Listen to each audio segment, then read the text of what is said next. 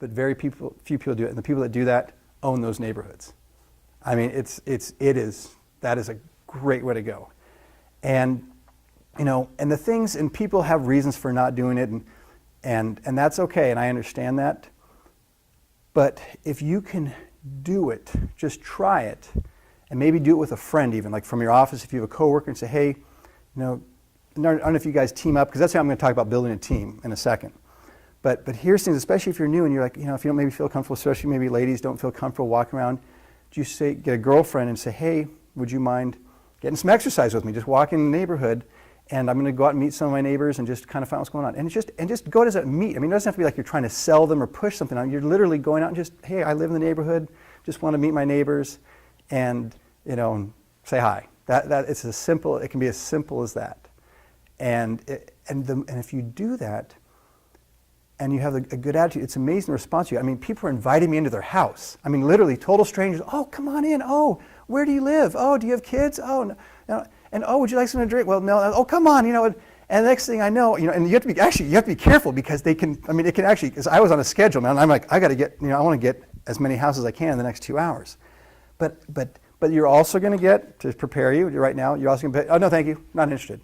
Or people are going to come to the door, look at you, oh, I don't know this person, and they're going to walk away. That's okay too. And you just leave the little flyer on the doorstep and go on to the next house. So that's just to prepare you guys who, you know, that's part of it too. But you got to understand, you know, it's the old story. It's like they're not rejecting you. They're just rejecting, hey, I don't know this person. I don't want to deal with it. So if you can do that though, and if you can get some success, it's the old story. Once you start getting success doing these things, it helps overcome the barrier, overcoming the fear of doing it.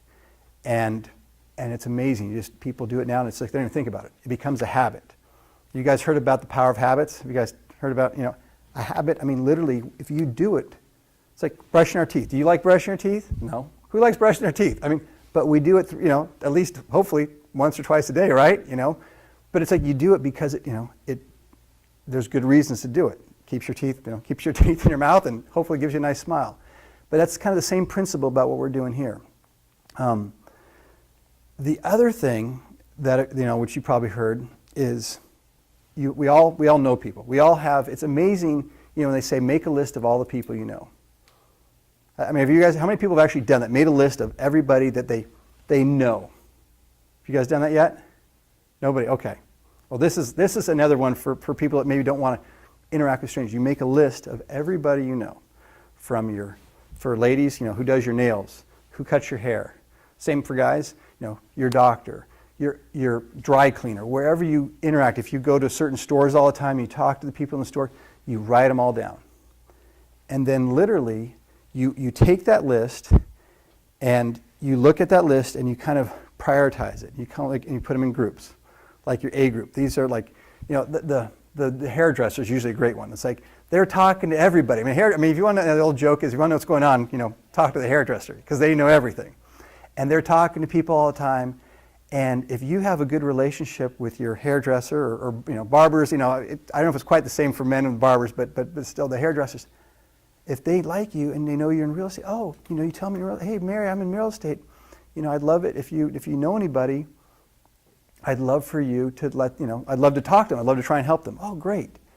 And this is so crucial, because you've all heard about the power of referrals, because ultimately referrals are the best business. And that's ultimately where everyone wants to go. But when you're starting, you don't have anybody, you got to start, you know, with the basics.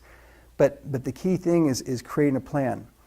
And when I talk about this, you know, making your list, you're going to make your list, and you're going to go through like, hey, who are the people that I feel would be the best people to reach out to first? Because, you know, like anything, when you try it, you want to give yourself the greatest chance of success. Because these are great things, but if we don't use them properly, we can get discouraged. You know, it's like if we go out door knocking, or if we go out, you know, walking through the neighborhood, introducing ourselves, and the first 3 people say, "Get off my lawn, get out of here." You know, you think you're going to do that again? You're going to be like, "Oh, okay, I'm done. All right, forget that. I'm out of here." And then that great source of business is now gone for you, because you've associated it with a negative experience you've had. So what I emphasize to you guys is I want you guys to be successful, and obviously you guys.